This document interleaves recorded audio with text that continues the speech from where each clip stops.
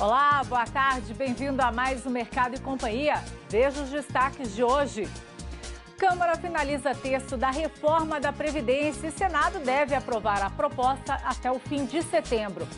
Nestlé anuncia que vai licenciar por 10 anos as marcas Ninho e Molico para laticínios Bela Vista. E especialistas explicam qual é o impacto dessa notícia para o setor de leite no país. Frente Parlamentar da Agropecuária critica a possibilidade de taxar exportações depois do presidente do Senado declarar apoio à medida.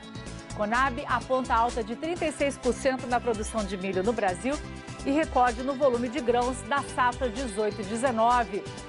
Previsão do tempo. Tempo seco para o centro-oeste brasileiro favorece trabalhos finais da colheita do grão. Tem ainda as cotações, a sua participação e muito mais. Mercado e Companhia só está começando. A Câmara dos Deputados finalizaram ontem a votação em segundo turno da reforma da Previdência e rejeitaram todos os destaques apresentados. O texto agora segue para o Senado. A votação foi encerrada às 10 horas da noite, horário que havia sido projetado pelo presidente da Câmara, Rodrigo Maia. Em curto discurso, Maia agradeceu partidos e líderes favoráveis às mudanças nas aposentadorias e disse ter certeza que cumpriu seu papel. Na sequência, pediu ao deputado Marcos Pereira, do PRB de São Paulo, vice-presidente da Câmara, que encerrasse os trabalhos. Pereira ressaltou o trabalho de Maia e chamou o presidente da Casa de maestro da Previdência. O ministro da Economia, Paulo Guedes, também foi ao plenário para comemorar o fim da tramitação da reforma na Câmara. Ele disse estar celebrando o resultado extraordinário na Casa e afirmou esperar a ajuda do Senado. Depois de um dia inteiro de discussões, o último destaque votado no plenário foi do PT e previa a retirada do texto base do critério de cálculo dos benefícios em ambos os regimes, além de manter a média de 80% dos maiores salários. Todos os destaques nesta fase foram rejeitados e, com isso, o texto se manteve da mesma forma como foi aprovado no primeiro turno, em 10 de julho, com placar de 379 a 131. No segundo turno, nesta madrugada, foram 370 votos a favor e 124 contra. O texto garante uma economia de 933 bilhões de reais em 10 anos. Com a aprovação na Câmara dos Deputados, a reforma da Previdência depende agora da análise do Senado Federal. Mas será que a tramitação lá vai ser mais tranquila? Na Câmara, o presidente Rodrigo Maia assumiu o papel de articulador para a votação. E a gente quer saber se isso também deve acontecer com o senador Davi Alcolumbre. Para falar sobre isso, nós vamos até Brasília conversar com o Rafael Wallendorf para saber. Boa tarde. Como é que deve ser lá no Senado agora, Rafael? Bem-vindo. Boa tarde, Kelly. Boa tarde a todos que acompanham o Mercado e Companhia. Pois é, o governo precisou dessa articulação do deputado Rodrigo Maia, que coordenou, toda essa estratégia para conseguir a aprovação da reforma da Previdência na Câmara. E agradeceu por isso, como a gente viu aí, o ministro Paulo Guedes, da Economia, pouco antes da conclusão da votação, foi pessoalmente ao plenário, agradeceu, reconheceu essa atuação do Rodrigo Maia para conseguir essa aprovação.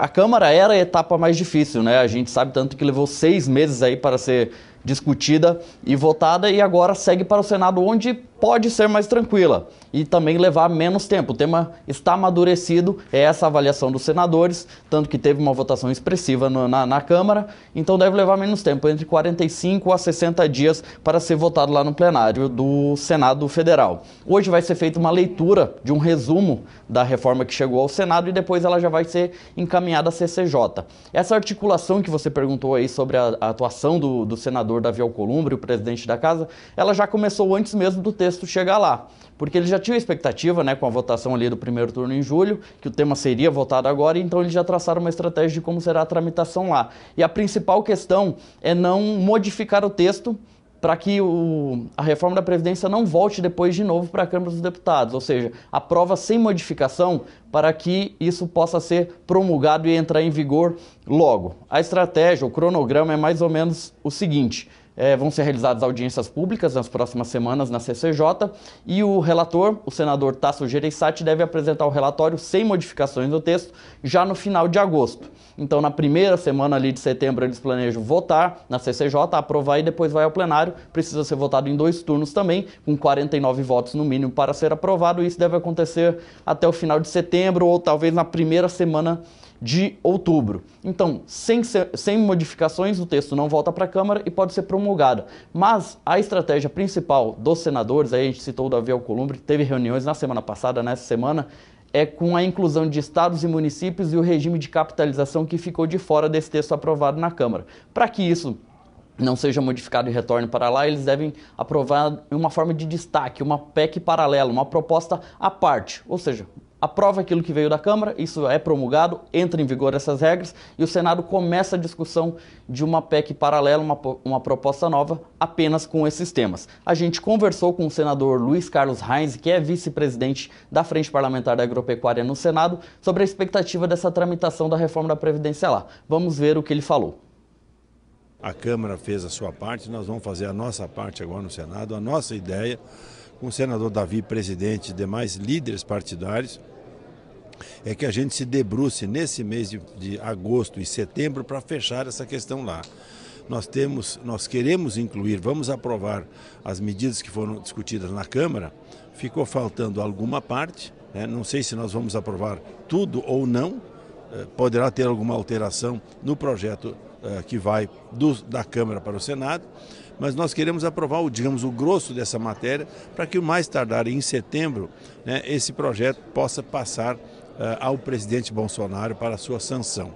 E nós já debatemos também que nós queremos incluir estados e municípios junto ao Senado Federal, porque também os estados precisam e também os municípios precisam dessa reformulação da questão previdenciária. Então, vai passar esses pontos e nós temos que ajustar essa parte. E aí, voltaria para a Câmara apenas a parte dos estados e municípios. Agora, um recado aos prefeitos, aos vereadores, às lideranças empresariais ou dos próprios, né, que tenham hoje uma pressão forte no Senado também, que é preciso, mas principalmente na Câmara dos Deputados, que esse projeto vai voltar para a Câmara. Estados e municípios têm que voltar lá pelo setembro para a Câmara dos Deputados.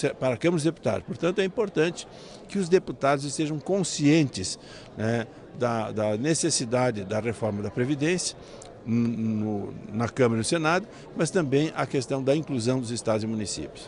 O Brasil deve colher uma produção recorde de grãos na safra 2018-2019, segundo aí o levantamento da Conab divulgado hoje. O órgão estima que o volume ultrapasse 240 milhões de toneladas. Destaque para a segunda safra de milho, que deve crescer quase 36% em relação ao ciclo anterior. Acompanhe os detalhes. De acordo com a 11ª estimativa da Companhia Nacional de Abastecimento, a produção brasileira de grãos deve chegar a 241.335.000 toneladas, registrando crescimento de 6% em relação à safra passada. Com esse volume, essa vai ser a maior colheita de grãos da história do país, superando as mais de 237 milhões de toneladas colhidas em 2016 e 2017. Um dos destaques é a segunda safra de milho, que deve atingir produção recorde de 73.074.000 toneladas, crescimento de quase 36% em relação à temporada anterior. Já a primeira safra do grão deve ter um recuo de 2,1% na comparação com o ciclo anterior, chegando a 26.237.000 toneladas.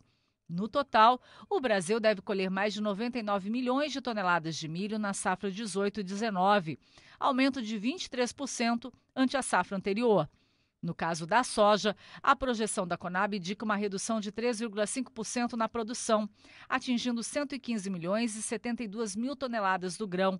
Assim, o Brasil deve colher uma safra menor na comparação com o ciclo 17 e 18, quando o volume de soja superou a 119 milhões de toneladas. Para analisar esses dados, nós vamos até Curitiba, no Paraná, conversar com o Paulo Molinari, analista das safras e mercado. E a gente quer saber com o Paulo como é que o mercado reage a essa alta aí na estimativa de produção de safra brasileira de grãos. Paulo, boa tarde, bem-vindo. Boa tarde a todos. Bem, são números que, na nossa avaliação, ainda estão um pouco defasados em relação à realidade da safra desse ano, né? Nós já estamos com um número aí perto de 74,5 para a safrinha brasileira, 2 milhões de toneladas acima dos números da Conab. E na soja nós estamos com 118 milhões de toneladas, também 3 milhões de toneladas acima dos números da Conab. basicamente já são números absorvidos pelo mercado interno e externo, né? E o foco agora não é tanto essa disponibilidade interna, mas mais o que nós vamos realmente conseguir exportar, principalmente no milho, daqui até janeiro de 2020. A produção de milho aí, Paulo, você acha que está com um crescimento expressivo? Você acha aí que vai impactar os preços do grão aí no mercado interno? Não, basicamente nós estamos agora com o nivelamento de preço interno em relação aos níveis de porto, né? Então, o mercado brasileiro hoje está refletindo a situação da safra americana. Os preços no mercado internacional subiram bem desde o mês de maio. Nós estamos aí com exportações recordes em junho, julho e agosto. A previsão é perto de 6 a 7 milhões de toneladas de embarque. Então, as exportações de milho estão muito fortes nesse começo. Porém, nós ainda temos até janeiro, né, para cumprir um bom embarque, fazer pelo menos 34, 35 milhões de toneladas de exportação, o que seria muito saudável para o mercado brasileiro. Nestlé, multinacional suíça do setor de alimentos e bebidas, anunciou ontem um acordo com Laticínios Bela Vista, donos da Piracanjuba, no qual afirmam parceria para a produção e distribuição de leite UHT no Brasil. Por meio desse acordo, a Nestlé vai licenciar por um período de 10 anos as marcas Ninho e Molico, exclusivamente do segmento de leite líquido no Brasil, para o Laticínios Bela Vista.